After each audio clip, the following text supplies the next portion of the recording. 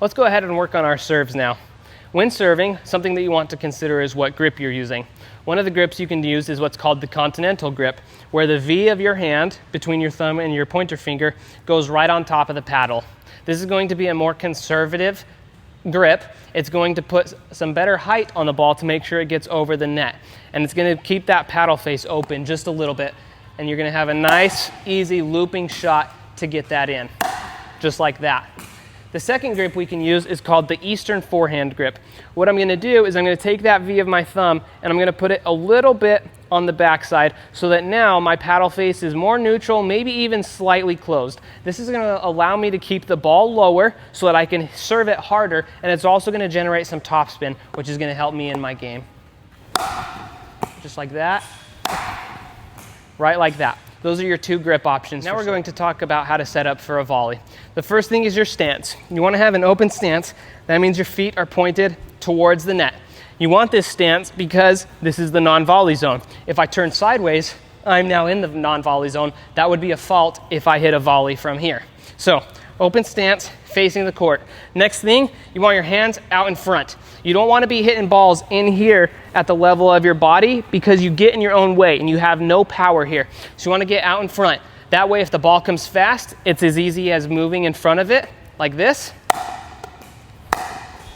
Or if the shot comes at you a little bit slower, I have more time to get back and put some power on it. Like such. Now we're going to talk about the 3 different types of spin that you can put on the ball when hitting a ground stroke. The first one is going to be topspin. What we're trying to accomplish with the ball when we're hitting topspin is that it's spinning forward, like such.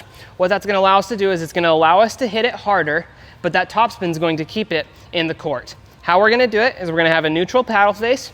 We are going to swing from low to high, and we are going to brush the back of the ball, like such. And that brushing is going to put topspin on it and keep it in the court. Let me show you a couple.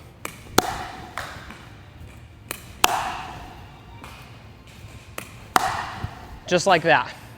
The next spin that we're going to work on is the backspin.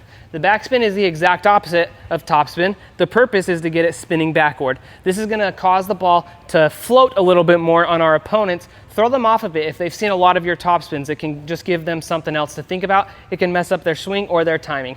So what we're going to do to get this is we're going to, before we were neutral, now we're going to open our paddle face just a little bit, and we're going to swing from high to low. And by cutting it, we're going to hit the back of the ball, and by cutting it, it's going to provide or cause backspin, and that's going to give it that floating sensation almost and throw our opponents off. So let me go ahead and give you a couple demonstrations of those. High to low, cutting underneath the ball, just like that, just like that. The last one that we're going to do is side spin. Side spin is fun because if the ball is spinning sideways, when it hits, it's going to jump to the side that it's spinning toward. And so if you're able to put side spin on it without your opponent noticing, they're going to set up for a shot, and all of a sudden it's going to kick to the side. They're going to be off balance. So how are we going to do it? You're going to have that neutral swing, neutral face, and you're going to almost cut in front of your body like this. And it's going to cause the ball to spin sideways. Right like that. Cutting in front of your body. And it's also applicable to the backhand. Now we're going to talk drops, specifically the sensation of the drop. Now remember, with the drops, we're here at the baseline, our opponent is likely at the non-volley zone, and we're trying to drop the ball into that non-volley zone so that they cannot smash it at us.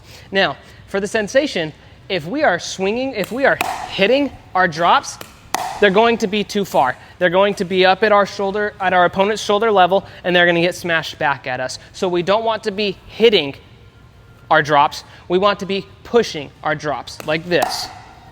Just nice and easy, right over the top of the net, getting it to trickle just inside of that non-volley zone. Again, pushing, not hitting.